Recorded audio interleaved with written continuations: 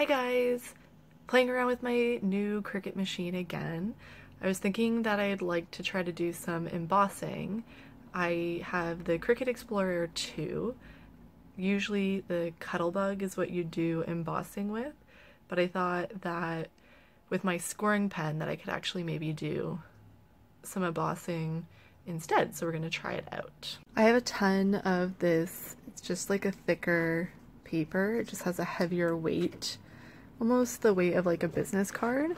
It's just a regular standard size sheet of paper, and I just got a big stack of it from a stationery store. A big stack is usually around $20, $25 around there, but you get a normal size stack of paper with it, so it's a pretty good deal and it comes in handy for a lot of things.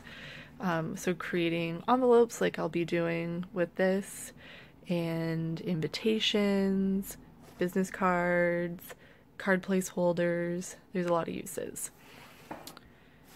So I'm just going to fill this up with the embossing because it doesn't always go right to the end. I'll leave about 1/4 of an inch on either side, so I'll probably do about 10 3/4 inches by 8 1/4.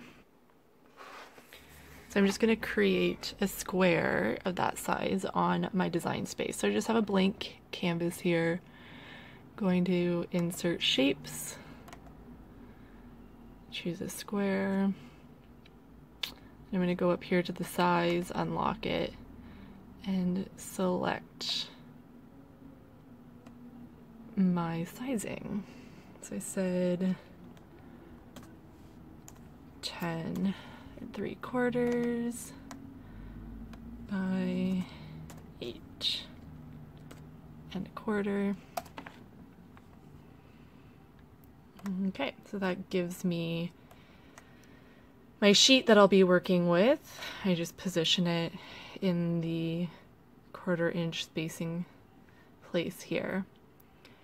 Now I'm going to emboss some shapes onto it for a nice, I'm going to go with like kind of a Christmassy themed envelope. I'm just going to start with basic stars right now. And then I think I'm going to try like some snowflakes later if this goes well. So my stars, I don't know, I'd say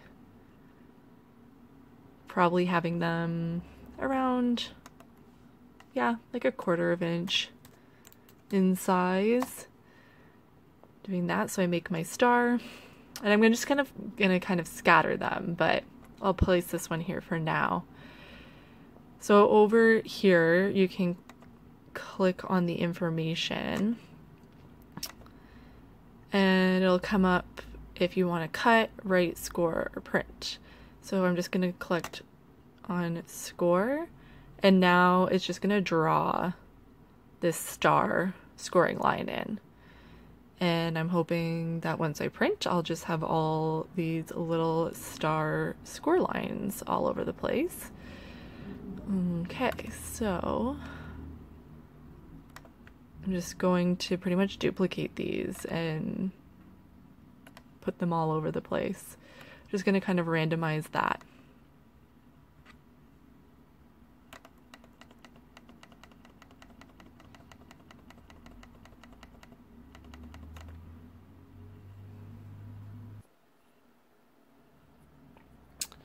I've created kind of a random patch of stars right here. So what we're actually going to do is just kind of select them all, and then we're going to group them so that I can just like repeat this pattern instead of moving a bunch of stars all over the place. So you just kind of go through and select all the stars by hitting Control. Select all of those. So once you have all of those selected here, I just say attach. And then it kind of makes it into one big clump. So as you move it, the whole clump will move. And now you can take that and duplicate that whole thing, and we can just move the clumps around to repeat the pattern. So I'm just gonna kind of like play around and fit them in there, and it's just gonna be really random, so it doesn't really matter how it goes. Fill in any gaps with separate stars. So I've filled in kind of the whole sheet. It will go over, but that's okay. And we don't actually need this square because this is a cut square, so it'll come out. We just really want the stars to be embossed all over this sheet of paper, so we can select that square and just delete it.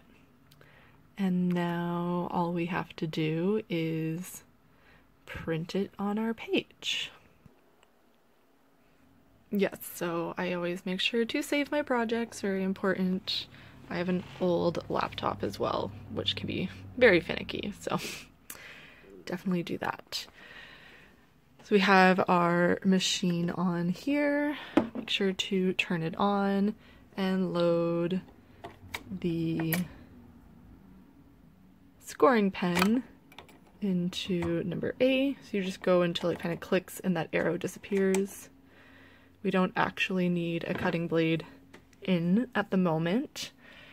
And for this, you can do custom, but I usually will just say that it is a cardstock because that's pretty much the thickness of the paper that I'm using.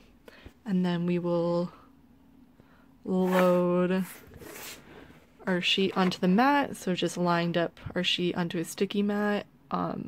I tend to use a light grip mat a lot, I've found.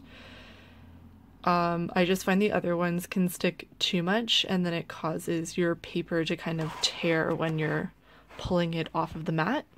So I use a light grip mat, and we'll just load that on in there. Yes, so this is another important thing that I just ran into that I forgot about. So how we had grouped like the one bunch, we're going to do the same thing and select everything on this sheet, and we're going to attach them all so it's just one big star, because that way when we go to print it, our preview will just have it like one mat like this, and it won't kind of like regroup it on the sheet however Cricut thinks that is best presented on the sheet, which is usually never logical and wastes so much space. But yes, that is a way to get around their placing without having to like go into the preview and move it around in there. I just select them all here like this and then attach them, and then it's just one big unit, and you can detach them later. And away we go.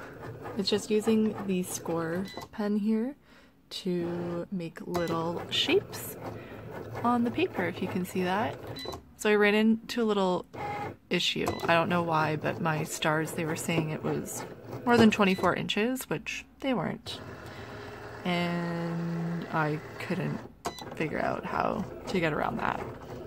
When I do, I will post a video to show you what I did. But I just decided to make a new sheet instead, and I used holly leaves from an image this time. And I think the stars probably would have been placed too close together as well, so that's another reason why I changed it.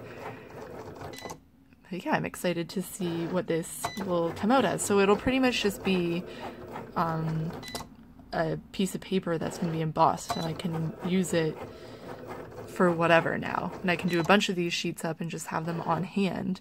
I was thinking they'd be really great for yeah, making envelopes for Christmas cards. Just adds a little something extra but subtle to the envelope.